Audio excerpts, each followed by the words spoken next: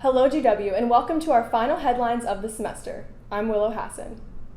The president of Chad, Idriss Déby Itno, died on Tuesday while fighting a rebel group in the country's northwest region. The group, known as the Front for Change and Concord in Chad, has sought since 2016 to overthrow Déby for alleged election fraud. In the aftermath of Déby's death, the country has seen several major changes, including the suspension of Chad's constitution, the dissolution of the parliament and national government, and the implementation of a transitional council of military officers. Déby's son has been appointed to take over for the 18-month period until the next elections. This decision has been denounced by many, including the rebel group, as Chad's constitution states the Speaker of the Parliament is meant to rule until the next election, in the case that a sitting president dies. Despite their criticism of these actions, the rebels have stated they will seek to negotiate with the transitional government, but that their forces will advance on the capital if an agreement is not reached. The rebels also paused their advances in order to allow for Déby's burial. The funeral, which was held on Friday, was attended by leaders of Guinea, Mali, Mauritania, Nigeria, and France. During Déby's time in office, Chad was an important ally to France, the US, and countries in Africa's Sahel region in the fight against jihadist groups. At a virtual Earth Day summit that lasted several days this week, President Biden joined history's first digital gathering of 40 world leaders.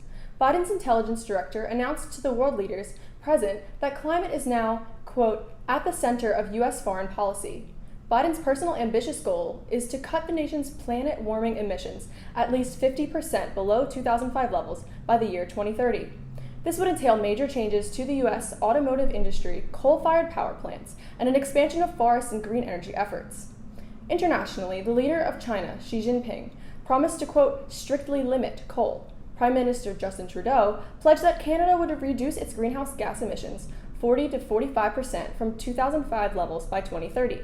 And President Vladimir Putin of Russia, the world's fourth largest greenhouse gas polluter, made only a vague pledge to, quote, significantly reduce the net accumulated emissions in our country by 2050. On Friday, a CDC advisory panel recommended resuming use of the Johnson & Johnson COVID-19 vaccines. On April 13th, use of the vaccine was paused due to the risk of a rare blood clot. In their ruling, the panel agreed that the benefits of the vaccine outweigh any risk from blood clots. Over 200 million doses of the COVID-19 vaccines have been administered in the United States. However, in recent days, the daily vaccine count has dropped due to a decrease in demand. Vaccinations are currently available to all people over the age of 16 nationwide. In this week's Deep Dive, reporter Emmanuelle Dyer is discussing the Chauvin trial and jury verdict. Thank you, Willow. On May 25th, 2020, police officer Derek Chauvin murdered George Floyd after holding his knee on Floyd's neck for over 9 minutes. After a year of outrage, protests, and calls for accountability, the world watched as Chauvin's conviction was decided by a jury on Wednesday, April 21st. In the end, Chauvin was found guilty of second-degree unintentional murder, third-degree murder, and second-degree manslaughter. What does this mean? The second-degree manslaughter signifies that despite the defense's attempt to prove otherwise, there was a unanimous decision between the 12 jurors that George Floyd's cause of death was Chauvin's violent act and not external medical reasons. The third-degree murder and second-degree murder were due to Chauvin's actions being a cause of a depraved mind and culpable negligence. Currently, the former police officer is facing up to 75 years in prison, but will likely not face more than 45 due to Minnesota law. After the conviction, George Floyd's brother said, "Today, we are able to breathe again." After this trial, the other police officers who helped in incapacitating George Floyd and in preventing any civilian from helping, including medics, will begin their trials on August 23rd. They are currently being charged with aiding and abetting second-degree murder. The responses from government officials after the verdict varied. President Biden and Vice President Harris contacted the family to congratulate and express their relief to the result. Republican lawmakers like Senators Lindsey Graham and Rick Scott voiced their trust of the judicial system and the jury that convicted him.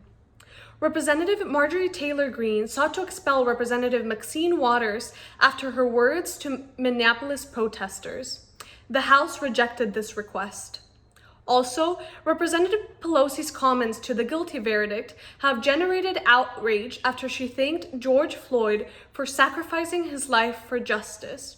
Many, like Georgia Democratic State Representative Josh McLaurin and University of Illinois professor Barbara Ransby, have called her tone deaf and stressed that George Floyd did not sacrifice his life, but was instead violently murdered.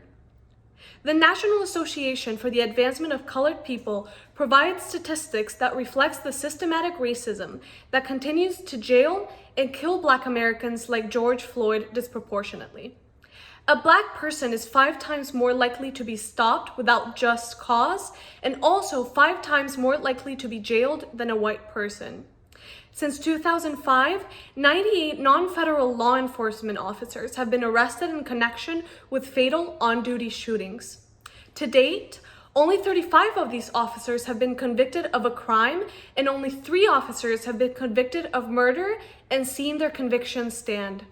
Currently, there are 21 non-federal law enforcement officers with pending criminal cases for fatal shootings.